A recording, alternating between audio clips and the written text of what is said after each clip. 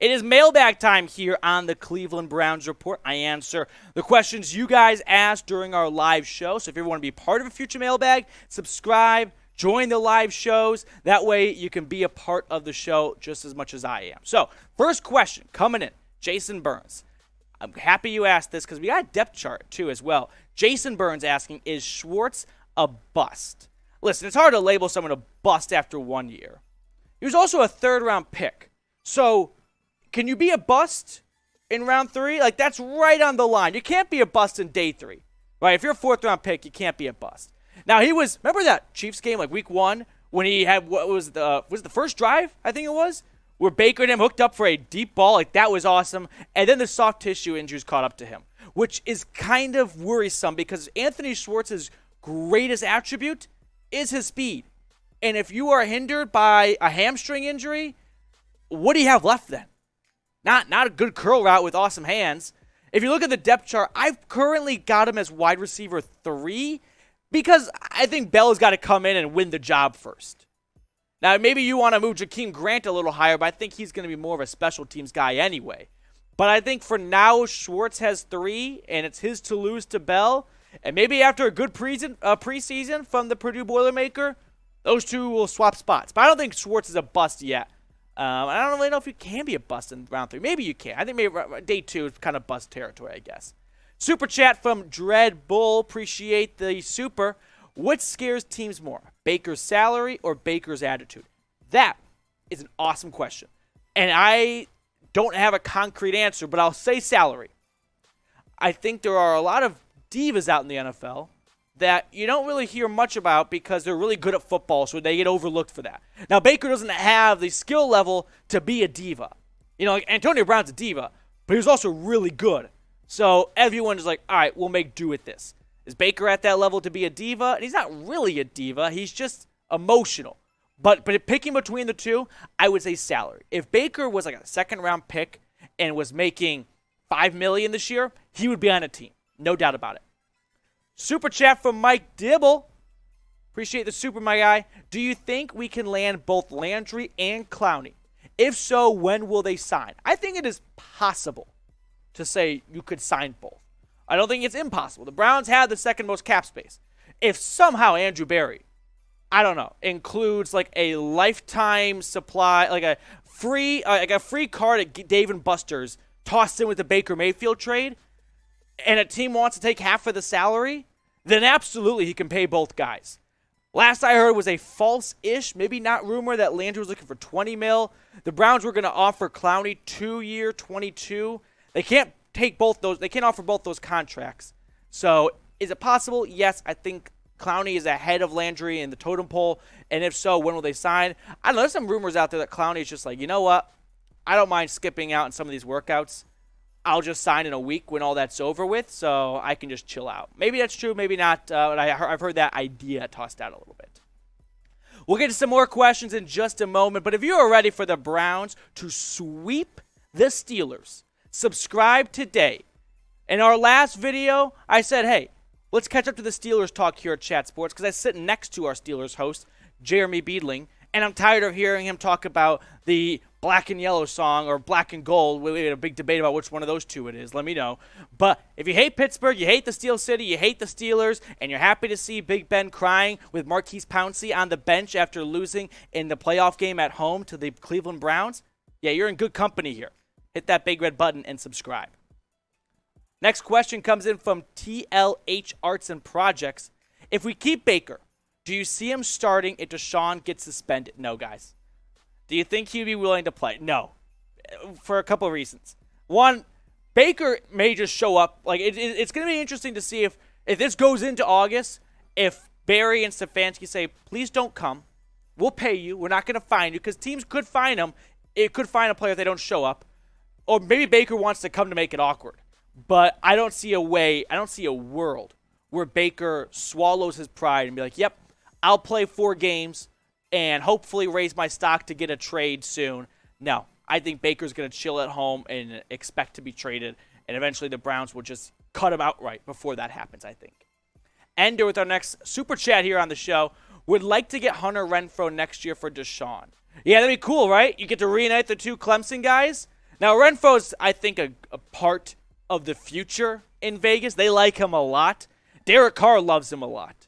Oh, Derek Carr was asked about, someone asked Derek Carr about trading Hunter Renfrow, and he never really tweets much. I mean, he tweeted back at them, Hunter Renfrow's not getting traded. Hunter Renfrow's getting an extension. So I don't see it happening, but it would be pretty awesome for the two Clemson Tigers to be reunited in Cleveland. Kind of off-the-wall question here. Predict the Browns' 2022 record. Let me know what your predictions are down below. I want to toss this little nugget. The NFL schedule comes out in a week, May 12th. If the Browns play Week 1 on Sunday Night Football or have any primetime game in the first couple weeks, to me that signals the NFL is not planning to suspend Deshaun Watson. Now, if you see some boring games in the first couple weeks of the season and no primetime, not the best sign. So predict the Browns' record in 2022 down below. Next question from Sean Bailey Sr. Is Watson really near a ceiling? No, I don't think he's near a ceiling. I mean, think about some of the best quarterbacks lately. Aging like fine wine, right? Aaron Rodgers has been better in his late 30s than when we all thought he was at his best in like 2011 when they won the Super Bowl 12-13. Tom Brady's been in his 40s better than in his 20s. So if that's, trend will continue, yeah, Deshaun Watson's not even close to his ceiling with that logic, right? And I think that's true. Darko with our next question. What do you think about the Hill trade? All right, talking about the Troy Hill trade. Yeah, a little bummed out. The Martin Emerson draft pick made a ton more sense once that trade went down. I think Barry ultimately was like, you know what? We just drafted a corner. If anyone can give us a pick for some of our players, we have to pick up the phone because we need to recoup some of these draft assets.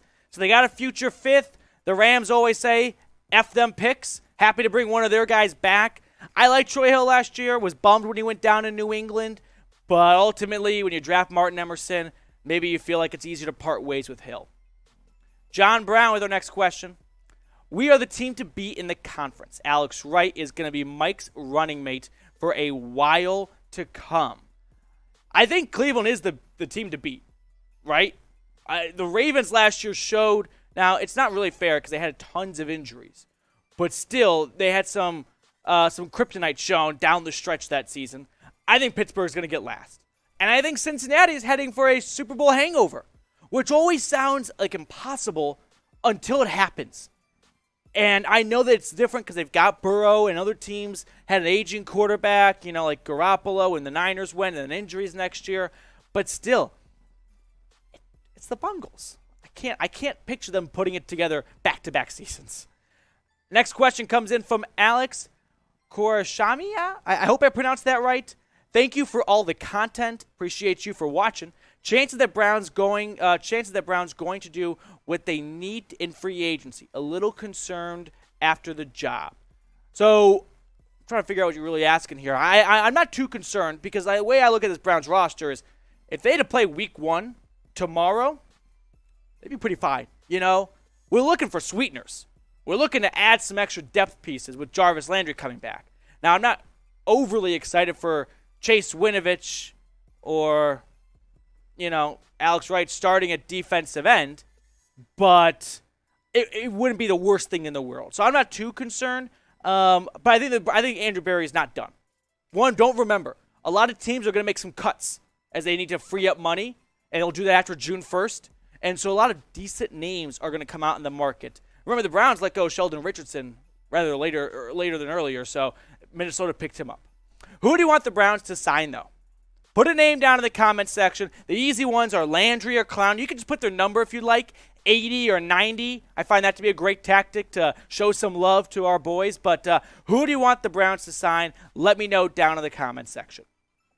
We've got some more questions to get to in just a second, but I want to tell everyone watching about what's going on over at Rumble. Rumble is an up-and-coming video platform service, and you can support the channel over there by going to rumble.com/Browns Report, getting awesome content just like you'd find at YouTube. And here at Chat Sports, we're pretty competitive. And shout out to everyone watching because the Browns Report is second in the standings, right ahead of the Raiders Report, which we passed them just the other day. And now I'm climbing for number 1. I want to get to the Chiefs. I'm still a little salty about Week 1, about Mahomes putting that comeback on. So if you want to see the Browns on top, follow us over on Rumble at rumble.com/BrownsReport. Links in the comments and the description.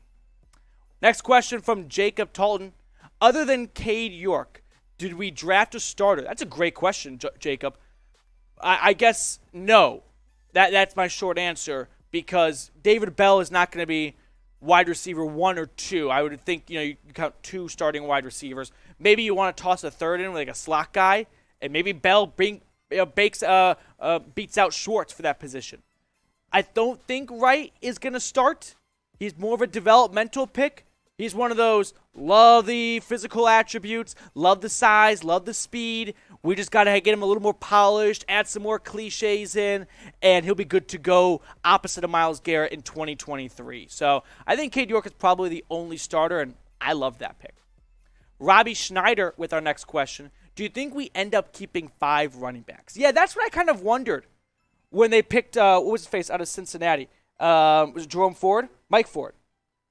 No, Jerome Ford. I had it right. Yeah, Jerome Ford. So I think the pick there was, we know that Kareem Hunt's entering the last year of his contract.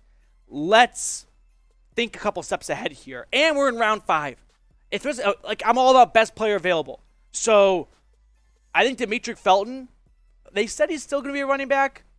I don't see how he could be.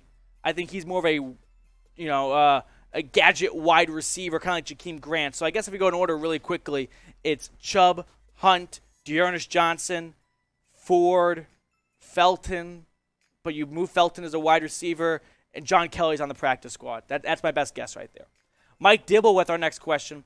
What was your favorite draft pick this year? Great question. I'm going to go with Perion Winfrey. Maybe that's a cop-out. That's kind of the easy one. Just because we all thought, we were all kind of a little bummed, at least I was, you could have got Winfrey at pick 44. Dang it. To get him in round 4, that's insane value. It's 50 picks later. 50, 60 picks later from when a lot of people had him going. So Perion Winfrey, just for the upside of if you got him in round 4, even if he doesn't work out, still worth a 4th rounder. Adam Bonnell has our next question on the show. If you had to choose, would you rather sign Clowney and a lower-tier wide receiver or Landry and a lower-tier defensive end? Awesome question, Adam. Let me say Clowney and a lower-tier wide receiver. I think there's just more confidence in the wide receiver room. Plus, as much fun as it is to get a bunch of awesome wide receivers, you got Deshaun Watson, and you paid him $230 million for a reason. The reason being, maybe you can allocate some money from wide receiver to other positions. Don't leave him high and dry. You got Amari Cooper for the guy. You drafted a wide receiver in round 3, but let him work with what he's got. That's why you paid him the big money, to make everyone else look super good. Let's focus a little bit on the defense. So I'd go with the first option, but love the question. Last question coming in from Super Browns fan. After Cooper, who will be the Browns' best wide receiver? I think training camp is going to be a ton of fun this year. Because remember last year, it was really all about Donovan Peoples-Jones is having the best training camp. He's having a breakout season coming up, and we didn't quite get that, mostly because Baker couldn't make his wide receivers look all that good. So I'll go with DPJ as wide receiver 2. I don't think Schwartz will beat him out. Maybe Bell shocks us all and did what DPJ did last training camp and preseason. But nearly 600 yards, 3 touchdowns a year ago for the Browns. Leading wide receiver, yeah, I'll go with DPJ. So if you think Peoples-Jones is going to have a great, good breakout season, type 11. Let's show the guy some love. He's also been tweeting out a ton lately. What are good spots to eat in Cleveland? Which I love to see, because to me that tells me here's a player that wants to be a part of the community, that wants to be a part of Cleveland. So type 11. Let's show the guy some love on today's show if you think he's going to have a good 2022 season.